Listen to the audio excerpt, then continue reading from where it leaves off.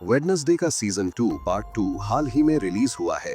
पहले 4 एपिसोड्स के रिलीज होने के लगभग 1 महीने बाद अब हमें वो 4 एपिसोड्स मिले हैं जो इस सीजन को समाप्त करते हैं। पिछली बार जब हमने वेडनेसडे को देखा था वो कोमा में थी, टाइलर फरार था और स्लर्प ऐसा लग रहा था जैसे वो हर उस व्यक्ति के दिमाग को चूस रहा हो जो उसके रास्ते में आ रहा था। ये सीजन उसी बिंदु से शुरू होता है और अंतिम एपिसोड में हमें एक रोमांचक समापन देखने को मिला। आइए सीजन 2 पार्ट 2 के अंत को समझते हैं और सभी महत्वपूर्ण विवरणों को तोड़कर देखते हैं। इस सीजन में एनिड की मौत की एक पूर्व सूचना थी और हमें लग रहा था कि ये टाइलर के हाथों होगी, लेकिन ऐसा नहीं हुआ। ये लगभग होने वाला था क्योंकि वेडनेसडे ने रोजलिन रॉटवुड की कब्र पर लिखा हुआ पढ़ा और उसका हाथ मोमबत्ती से हटा लिया गया, जिसका मतलब था कि एक कीमत चुकानी पड़ेगी। वो कीमत उसकी जान थी क्योंकि एनिड और वेडनेसडे के दिमाग आपस में बदल गए थे। यदि वे अपने शरीर वापस ना ले पाते तो दोनों की मौत हो जाती, लेकिन जैसा कि हमने देखा दोनों ने अपनी दोस्ती में पहली बार एक दूसरे को गहराई से समझा और अपने शरीर वापस पा लिए।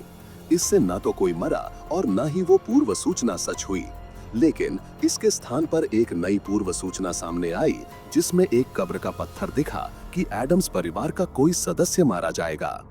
इस सीजन की मुख्य कहानी आइजक के इर्द गिर्द थी, जिसे हम स्लर्प के रूप में जानते थे। वो अपनी बहन फ्रांसवा को बचाना चाहता था जो पेशेंट 1938 थी और विलो हिल में कैद थी। बाद में पता चला कि वो टाइलर की मां थी। हाइड्स की उम्र आमतौर पर कम होती है और कई सालों तक कैद रहने के बाद वो मौत के कगार पर थी। आइजक की मशीन से वो उसकी शक्तियों को हटाकर उसे बचा सकता था।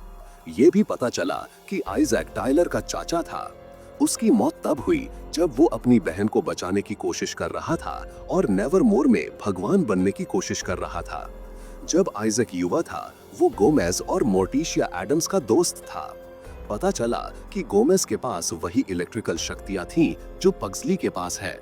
आइजक उन शक्तियों का उपयोग अपनी मशीन को चलाने और अपनी बहन को बचाने के लिए करना चाहता था, लेकिन उसने गोमेज को अपने इरादे नहीं बताए। जब मोर्टिशिया ने हस्तक्षेप किया और उसका हाथ काट दिया तो टावर में विस्फोट हो गया। गोमेज ने अपनी शक्तियां खो दी और आइजक की मौत हो गई।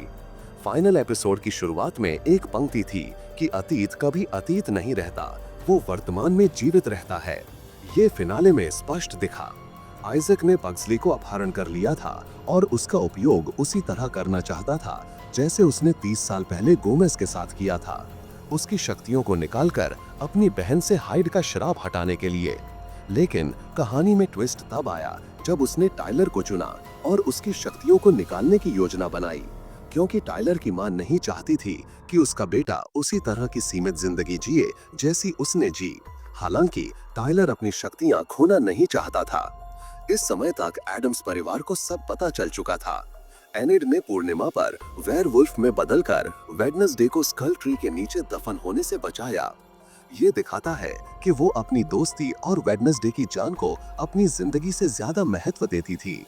एक अल्फा होने के नाते वो हमेशा के लिए वेयरवुल्फ फॉर्म में फंस गई थी और अन्य भेड़िए उसका शिकार करने वाले थे। फिर परिवार टावर पर चढ़ा और प्रक्रिया को बाधित किया। वेडनेसडे ने टाइलर को मुक्त किया जब उसने उसे मारने के लिए कहा। इसके बाद टाइलर और उसकी मां के बीच हाइड फॉर्म में लड़ाई हुई। लड़ाई के दौरान फ्रांसुआ बिल्डिंग के किनारे पर लटक रही थी। उसने जानबूझकर खुद को गिरने दिया क्योंकि वो जानती थी कि ह्यूमन फॉर्म में लौटने पर उसकी जिंदगी खत्म हो जाएगी और अपने बेटे के साथ उसका रिश्ता पहले जैसा नहीं रहेगा। हमने एक विस्फोट भी देखा जैसा अतीत में हुआ था, जो अतीत और वर्तमान को जोड़ता है। यही हमें अनुमान लगाना था कि एडम्स परिवार का कौन सा सदस्य मरेगा, लेकिन जब सभी एक एक करके जागे तो पता चला कि कोई नहीं मरा। ये अगले सीजन से संबंधित हो सकता है। हालांकि इस बार आइजैक विस्फोट से नहीं मरा।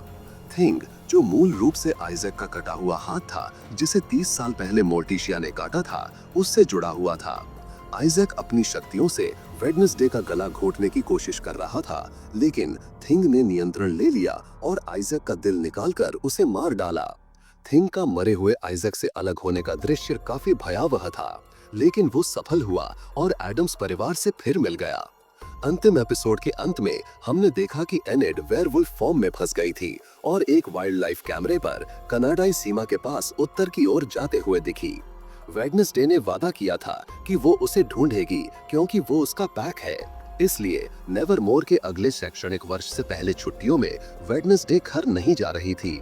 वो अपनी सबसे अच्छी दोस्त को ढूंढने के लिए उत्तर की ओर जा रही थी। हालांकि उसे नहीं पता था कि वो किस रूप में मिलेगी और उसका स्वागत कैसा होगा। ये सब अंकल फेस्टर के साथ होने वाला था, जो भले ही फरार था लेकिन ज्यादा दूर नहीं था। अगाइलर की बात करें तो वो बच गया, लेकिन अब वो अनाथ हो गया क्योंकि इस सीजन में उसने अपनी माँ और पिता दोनों को खो दिया।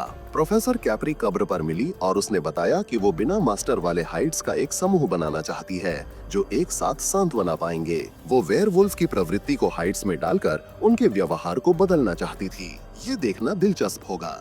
उसके पिता एक हाइड थे और उसका पूर्व प्रेमी भी एक हाइड था जिससे वो भागी थी। इसलिए मुझे लगता है कि उसके इरादों में कुछ छिपा हुआ हो सकता है। इस सीजन का मुख्य खलनायक प्रिंसिपल डोर था, जो मॉर्निंग सॉन्ग कल्ट का मास्टरमाइंड था। उसने गिडियन को एक अभिनेता के रूप में सामने रखा, लेकिन वो पर्दे के पीछे से सब कुछ नियंत्रित कर रहा था। उसने बियांका की सायरन शक्तियों का उपयोग करके है को अपनी वसीयत में सब कुछ नेवरमोर एकेडमी को देने के लिए मजबूर किया, लेकिन उसका असली इरादा सारा पैसा खुद लेना था।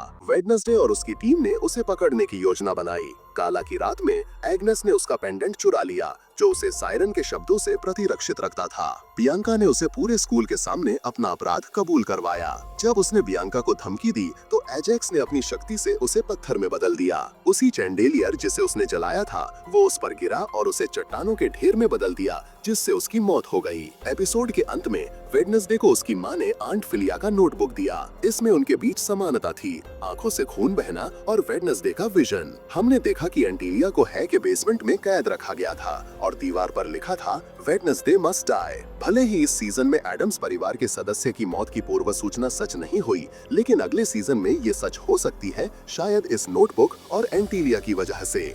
मेरे विचार से ये सीजन ठीक था, लेकिन ये सीजन 1 जितना अच्छा नहीं था। इसे 2 हिस्सों में बांटने से कहानी की गति और लय प्रभावित हुई। ये शो 2 हिस्सों के लिए उपयुक्त नहीं है, क्योंकि मैं पार्ट 1 की कई बातें भूल गया था और मुझे इसे दोबारा देखना पड़ा। एनेड की मौत की कहानी को छोड़ देना निराशाजनक था, क्योंकि ये कुछ बड़ा बनने की ओर बढ़ रही थी। हालांकि मुझे ये पसंद आया कि वेडनेसडे अगले सीजन में उसे बचाने के लिए निकलेगी। मॉर्निंग सॉन्ग कल्ट की कहानी भी कुछ हद तक बेकार लगी, क्योंकि डोर को इतनी आसानी से खत्म कर दिया गया। विम्स की वापसी और लेडी गागा का अतिथि भूमिका अच्छी थी।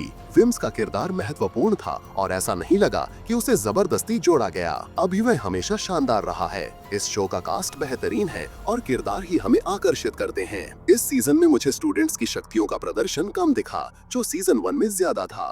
वेडनेसडे नेटफ्लिक्स के सबसे लोकप्रिय शोज में से एक है। भले ही सीजन 2 सीजन 1 की ऊंचाइयों तक ना पहुंचा, लेकिन मुझे यकीन है कि हमें सीजन 3 मिलेगा। ये एक अच्छा शो है, आसानी से देखा जा सकता है और ये प्लेटफॉर्म के लिए अच्छे नंबर लाता है। क्या वेडनेसडे इस बार अपने दुश्मनों को हरा पाएगी या उसके सामने नए राज खुलेंगे? अपना जवाब कमेंट में जरूर लिखें और हाँ, वीडियो अच्छा लगे तो लाइक, शेयर और सब्सक्राइब करना मत भूलना।